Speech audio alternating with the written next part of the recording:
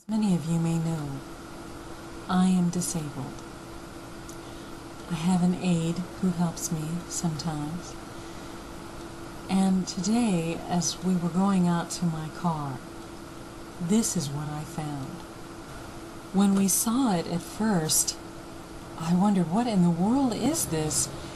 It's not any time in the year that it could be pollen. It's way too late in the year for that. And as I looked at it, I realized there were long strands that it was connected to. And I noticed that where the little spots were not, there had been many, many long strands. I recognized this pattern and I immediately knew what it was. I said to my aide, "That looks like desiccated chemtrail." She looked at it and she went to touch it and scratch it off of the car a little bit. I said, "Don't touch it. That stuff is deadly. Don't touch it. That could have nanites in it." So I went back in the house and I looked up desiccated chemtrail. And this is what came up. Chemtrail rain microscope analysis. Look at the long fibers that the tiny particulates are attached to, some of them. And the next thing I came upon was a dry particle storm. This is a chemtrail storm at night without any wind in Germany in 2008. I saw numerous storms like that while we were on a trip this weekend. It looked like rain. It was during the day, but it was white. And the person I was with said, "You know, that's rain." And I said, "Sweetie, that is white. Rain is gray when it comes down." You'll notice in this dry particle storm that things are flying around it and very much alive, very magnetic. There's a lot of magnetodynamics involved. And as you see, this is not bugs and things that are flying around. It's all chem fluff. Then I saw this. Doesn't that look familiar? That looks exactly like it was on my car. You see? Tubular fibers. And here it is again, tubular fibers. This was taken out of a person's body. This was taken out of a person's body. The same thing that was on my car. And I said, you know, the color that it is looks like desiccated blood. I had heard that there was desiccated human blood in some chemtrail, and I became infuriated. There are also hexagons and crystals found in chemtrail, as well as taken from people's body that have morgellons in their body, in their blood, and in their flesh, particularly out of lesions that come from this illness, if you want to call it that, this syndrome that results from chemtrail. Nano-array devices are found in these people that are found also in chemtrail.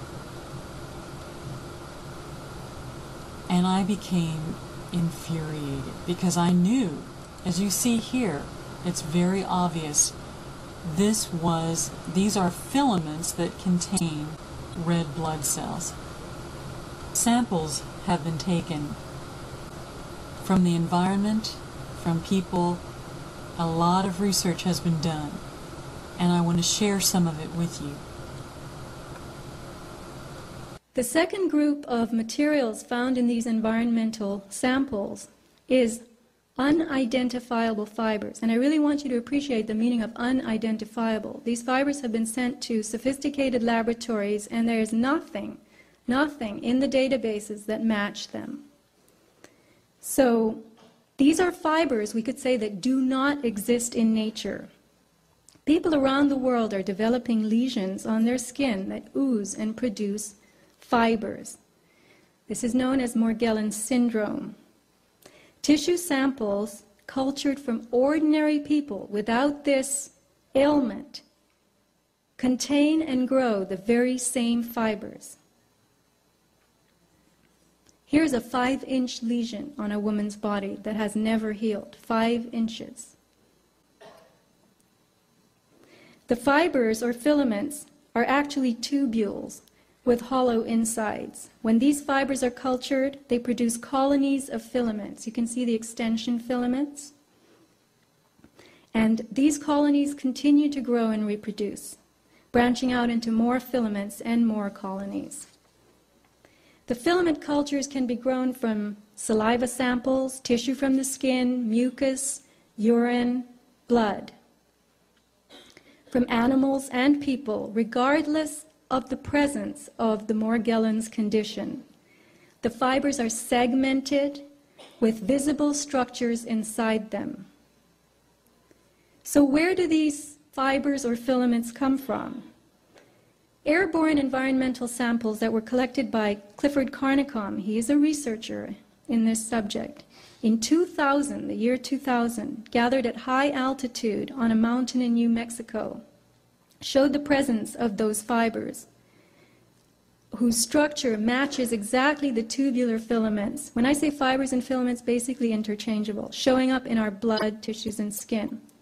Additionally, the samples collected by Mr. Carnicom showed what he calls, and was called in biology, desiccated erythrocytes. This is a multisyllabic term, but it means dried red blood cells. So, why these were in the air? Why are dried red blood cells in the air? Very puzzling. A medical microscopist, a biologist specializing in microscopy, confirmed to him that they were human red blood cells, but that they had been engineered in some way so as to be preserved. So again, you have to ask yourself, if I were 5 years old, I would say, Mommy, what are red blood cells doing falling out of the sky? Look at these things. They're exactly what was on my car. Look at this. And there were millions of them, front, back, sides, everywhere. Desiccated blood on my car. The first thing I thought was, okay, you people want us dead. But I think there's more to this agenda. So, let's go back to the filaments and the structures they contain, these ones that Clifford Carnicom has found. In those unidentifiable filaments, he has observed the formation of red blood cells and submicron-sized structures. So now you've got a filament making its own red blood cells. The engineered cells, the red blood, very, very tough, withstanding excesses of heat and chemicals, indicating that they are designed to endure almost anything. He has put them in a Bunsen flame, he has poured bleach on them, acid, and they still endure. In addition, they are able to replicate, growing outside of the body in a petri dish. This is highly sophisticated technology going on by itself, not in a laboratory. Here you have a nanoarray that she found, a couple of them in her body. Nanoarray is a tiny device used in biotech for DNA hybridization. And on the left you see a diagram from an industry website of a nanoarray, and on the slide you can see actually two of them. She's marked them with red X's that came out of her body, looking exactly like this.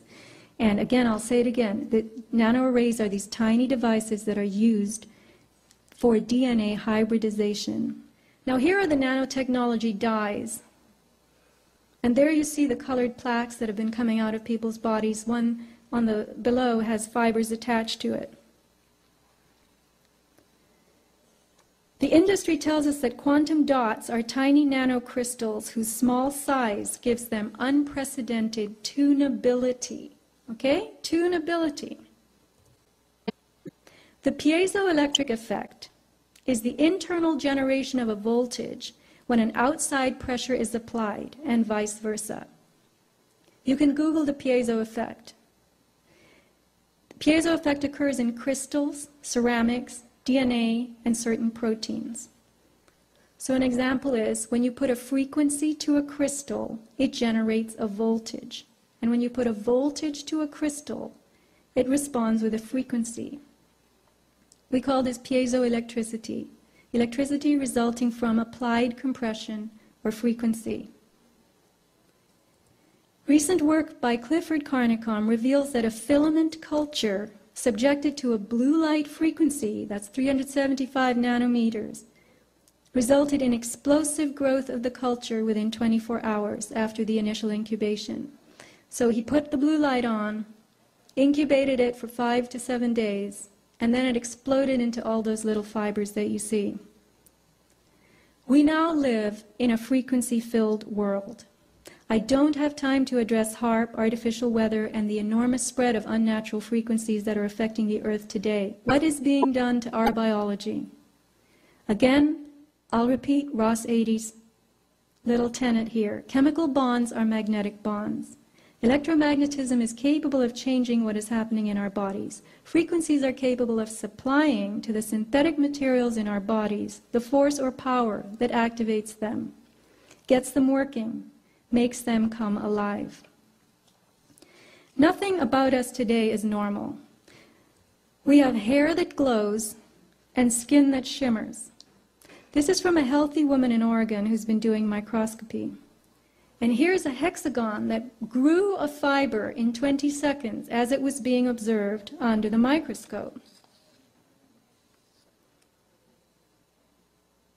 On February 21st of this year, Time magazine had a feature story on the singularity, the term signifying the merging of man with machine. The story was released on Valentine's Day, February 14th, to underscore a love affair, the marriage of humanity and technology. The article tells us that a transformation is coming, and our species, Homo sapien, will no longer be recognizable as itself. We will be something new, something better. The time predicted for this transformation is 2045. The world is on the verge of global change. The speed of data transmission has increased by multiples of millions. The rate of globally significant events and that of discoveries and crises is growing exponentially. Our civilization is like an uncaptained ship sailing on rough seas with neither chart nor compass, all the while moving faster and faster. The time we have to make the right decisions is shorter and shorter. We are facing the choice to fall into a new dark age, into affliction and degradation, or to find a new model for human development and create not simply a new civilization, but a new mankind. Historic crises show that to break deadlock, we need technological revolution. It is clear that today's revolution will also require the deepest social transformation. The world's community and leaders should encourage mankind, instead of wasting resources on solving momentary problems, to focus on the technologies of the future: nanotechnology, biotechnology, information technology, cognitive technology, genetics and robotics. Doing so will allow us to find new sources of energy, create fundamentally new architecture and transportation, allow unprecedented developments of human cognitive abilities, refine artificial intelligences and brain-computer interfaces, simulate complex systems, create humanoid robots and cyborgs, and with the help of nanorobots, we may develop manageable matter. Find ways to transfer one's personality to an artificial